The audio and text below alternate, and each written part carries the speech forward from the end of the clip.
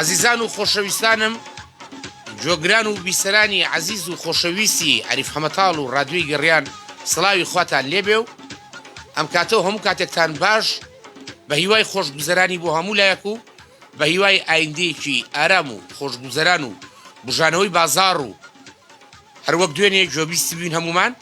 ڕێکردنەوەی موچە و تەواوبوونی لێبڕین و تەواوبوونی ئافات و نەهامەتی ئەم میلەتە بەو هیوایەی ئایندەیەکی گەشت چاوەڕێمان بکە، ئایندەیەکی تەندروست لە ڕووی ئابووری لە ڕووی کۆمەڵایەتیەوە. سڵاوی خواتان لێبێ و مەرحەبایەکی گەرم و گۆڕ لە هەموو لایەکتان بێ. عەزیزان و خۆشەویستان، هاتینەوە خزمەتی ئێوەی بەڕێز و خۆشەویست بۆ پێشکەشکردنی بەرنامەیەکی گەرم و گۆڕ دەمەتەقەیەک لەگەڵ عەریف حەمەتاڵ. من بچووکیتانەکەم و ڕادیۆی گەڕیانیش لە خزمەتتانایە و ئێوەش بە پەیوەندی تەلەفۆنیەکان و کۆمنتەکانتان بەرنامەکە ڕازاوەتر و گەرم و گۆڕتر بکەن. ساردیەک لە بازاڕا دروست بووە، ساردیەک لە ناو خەڵکا دروست بووە، لە دوێنێەوە هیمەتێک هەیە بۆ بژانەوە و بۆ ڕەوینەوەی ئەو ساردیە. با ئێمەش بەشێک بین لە ڕەوینەوەی ئەو ساردیە و با گەرم و گوڕی بگێڕینەوە نێو بازاڕ و نێو دەمەتەقەیە و نێو قسە خۆشەکانمان. عەزیزان، وەک ئاگایارن جەنابتان، جارێکی تر ئەم بەڵای کۆرۆنایە یەخەی گرتووینەتەوە، جارێکی تر ئەم ڤایرۆسە نەکبەتە هاتۆتەوە بەرۆکی گرتوین. با هەمومان خۆپارێزی بکەین.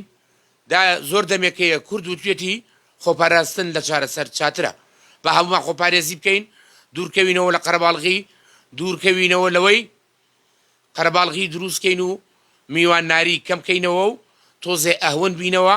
هەتاوەکو ئەم گەرمای هاوینە تۆزێ ئەڕوا و ئەم ڤایرۆسەش لە کۆڵمانە بێتەوە ئیشەڵڵا. وا لە دنیاە ئەم ڤایرۆسا بەرەو ڕۆژ نەڕوا، ئەم هیجرەتەشی بۆ ئێرە جارێکی تر ئەگەر ئێمە خۆمان بپارێزین ئەم ڤایرۆسە ئیتر لای ئێمەش ئەڕوا و نامێنێ و ئیشەڵا بۆ هیوایین میلەتەکەمان تەندروست باش بێ، ئارام بێ. باوەڕ ناکەم هیچ میلەتێ بەقەت ئێمە هیلاک بێ، چونکە ئێمە تاکە میلەتین بە درێژایی دەیان ساڵە لە ناو شەڕاجین، بە درێژایی دەیان ساڵە لە ناو نەهامەتی و من بیرما ساڵی 79 بۆ 80 حربی عێراق ئێرانی هەڵگیرسا. لەو کاتەوە ئێمە بە دوور نەبووین لە دەنگی تەقە، لە دەنگی فشەک، بە دوور نەبووین لە بریناری و لە شەهیدبوون و لە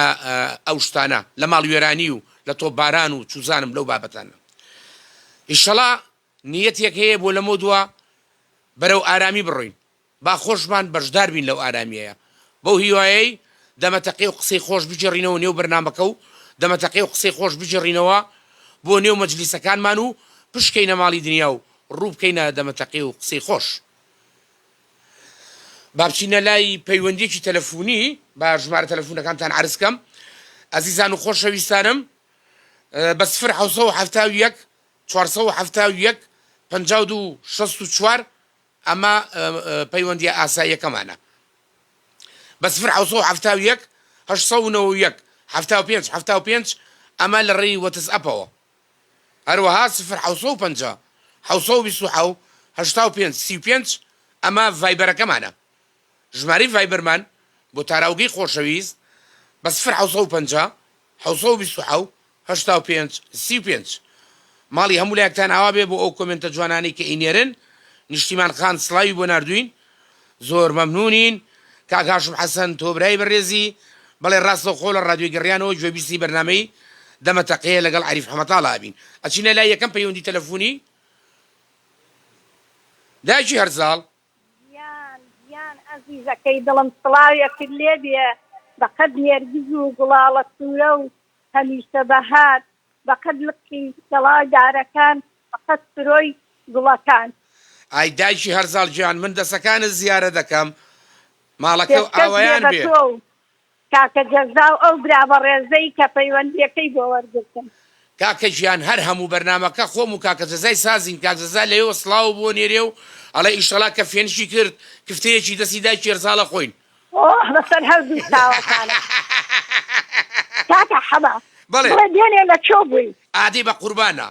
دوێنێ داکی محەممەد تەلەفۆنی بۆ کردم، وتی ئەچین بۆ ماڵی کاڵێخان. باشە،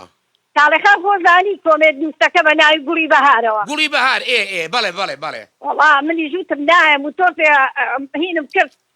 هین کردوتم نایەم و ئەم شتانە و تا تەلەفۆنی بۆ کردم وەڵام منیش دەستان ڕۆشتم و سیرەکەم فەقیر هەموو چاوەڕێی منەکەن و لەبەر دەرگا باشە وەڵا کەس چووم لێردەکەی مامۆستا هادی ئینسانێکی بەڕێز ماڵی ئەوا بێ ژنێکی ڕێک و پێک ئیتر زۆر زۆر محتەرەم و بەڕێزن ماڵیان ئاوا بێ کاکە حەمەنیوەڕە لە دڵێ نەکەوێ لەسەر مێزی نان خواردن ناندانرا خۆشی لەم لاوە بریشکی سورە و کراو لەم لاوە پڵاو لەم لاوە قوبوڵی لەم لاوە سلەی پەتاتە و ئەنواع ئەستاردی و ئیتر نازانم باسی چی بکەم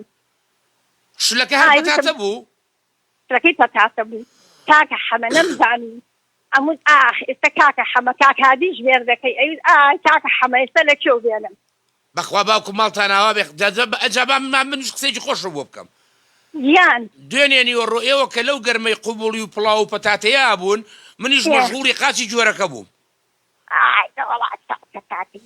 داوت بووی لە کێ کاکە ژیان قاچی جۆرەکە و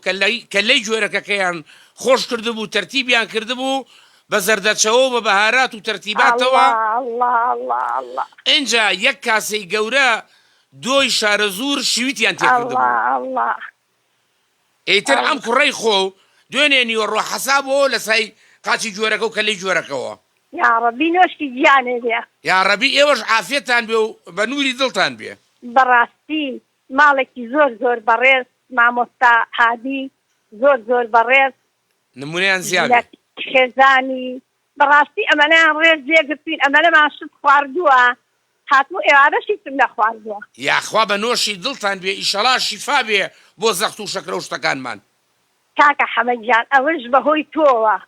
بەهۆی خۆشەویستی بەرنامەکەوەیە ئەگەر بەهۆی خۆشەویستی بەرنامەکەەوە نەبێ ئەم خێزانە چۆن ئاوەکۆ ئەبینەوە بڕێن بۆ زێوێ و بچین بۆ ڕزگاری و بچین بۆ تافلوزە و بچین بۆ هوانە بۆ لای تابانخان و بچین بۆ لای دایکی میران و ئیتر ئیشتەڵام جارە نۆرەی نازدەخانە بێگلەی لێ کردنی نازەخانی پیرەمەگرون نازە پیرەمەگرونەی ناوی منی نەهێناوە ڕازەکە نازەخان کاکە ئەوە ناوی مائباکم تۆ ناوی بێنە لە جاتی من ئاهرە وەڵام بیرمان ناسیە دایکی هەرزاڵ ئەگەر خۆشەویستی بەرنامەکە نەبێ من ڕادیۆ و ڕادیۆ لە دەرگایم بۆ ئەوەی ئێوە کۆکەمەوە بەخوانیە وەکو حەزی کردی بێ وایە وەڵا دایکی هەرزاڵجانەوە دوێنێش خۆشخەبەربی یاخوا خۆشمژدەبی دوێنێش لێبڕینیان نێشت ئیتر ئیشەڵا بازاڕیش ئەبژێتەوە ئیشاءڵڵا سەیرانێکی خۆش لە پاییزێکی زوو پێگەێنین برنجی تاسکەبابیەکە لێ ئەمێین بە ئاگر بە برنجی کوردی کاکە گیان یەکە و ڕاستیش یا ئەچین بۆ گوڵان یا ئەچین بۆ عەبابەیلێ یا ئەچین بۆ چاوک ئیشەڵا هەروە ئەبێ چۆ پێخۆش بوو ئەوە سڵاوم هەیە بۆ هەموو گۆگرانی بەرنامە تاویان مازەکەم بەبێت جیاوازی زۆر زۆر سڵاوم هەیە بۆ دایکی ئایلان خوا بابێتە سەرسەد سانازخان زۆر گوێم لە دەنیانە با لەوە زیاتر درێژدادر نەبم ئەستەغفرڵڵا دایکی هەرزاڵ دوور لە جەنابێ تۆ دایکی خۆشەویستی ئێمەی پەیوەندیمان کرد کە ساری کەسمان بیر بێ کاکە حەمە بەڵێ هەروایە ئەنجا ئیشەڵا دایکی هەرزاڵ بەو زوانە مەنجەڵی تاسکەبابی و خەزاتمە و شتەکەی خەینە سەر و هیچ خەمی هیچ نەبێ قاچی لێ ڕاکێشین بە ئیسراحەت بەس تۆ ئاگرەکەمان بۆ بکەرەوە هەمووشتی عایدی من یەک دەنە خەمی هیچ نەبێ من پێشتانەکەوم و ئێوە دوام کەون و خەمی هیچدان نەبێ کاکە حەمە قسەیەکەم بڕوا ئەەکەی بەڵێ بە ناوی خوای گەورە هەنێشتی فافۆنم هەیە تەشتێکی پشکۆلەی فافۆن و کاتێکی فافۆن و سینی هەموو جارەکەی هینە بەڵێم ئای کاکە حەمە ئیشتەڵا کەسین بە فێران ئەمانە بۆ هێنە منانی تیا بخۆ ئای وەڵڵاهی ماڵەکە ئاوا بێ ئەوە زۆر زۆر زەرورە من ئیساژ لە قاپی فافۆ ناهێڵکە و ڕۆنەکەم سینێکی تای پشکۆلەم هەیە فافۆنە ئەمەنە جوانە هەر حەزەکەی سەیری ئای کە جوانە ئەوانە هەمووی هێنم بۆ سەیرانەکە وەڵا دایکی هەرزاڵجان ئیشەڵا ئەگەڕێینەوە بۆ کولتوری کوردەواریە ڕەسەنەکەی باو باپیرانی خۆمان اینجا شەربێ ئەو سینێ تاش پێشکەسێکم سینێکی فافۆنی زۆر زۆر جوانە ئەنجا باوکم ئەوە لە دوێنمێ ئەرز مهمترە بۆ من بەخوا ئەمەنە جوانە هەر حەزەکەی سەیری کرد ئەزانم جا من هەموو جارێک کە سەیری بکەم ئیتر دایکایەتیشم بیرەکەوێتەوە هەر زۆر خۆش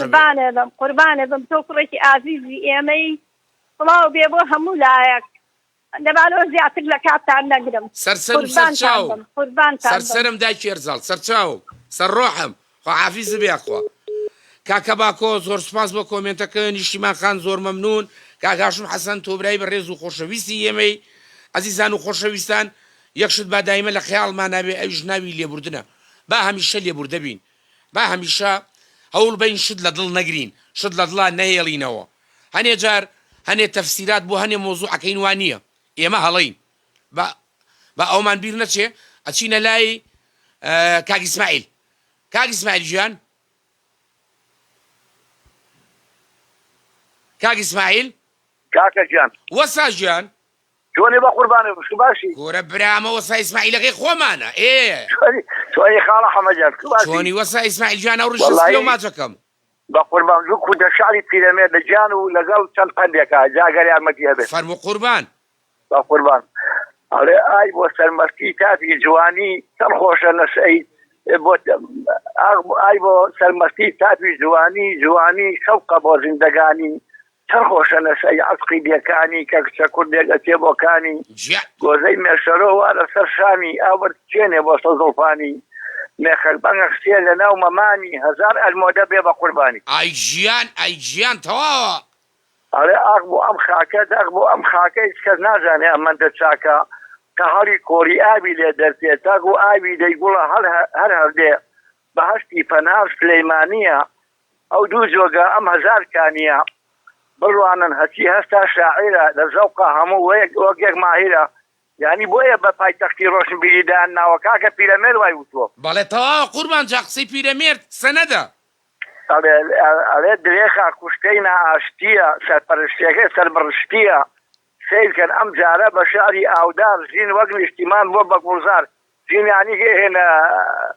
چاپخانەی ژین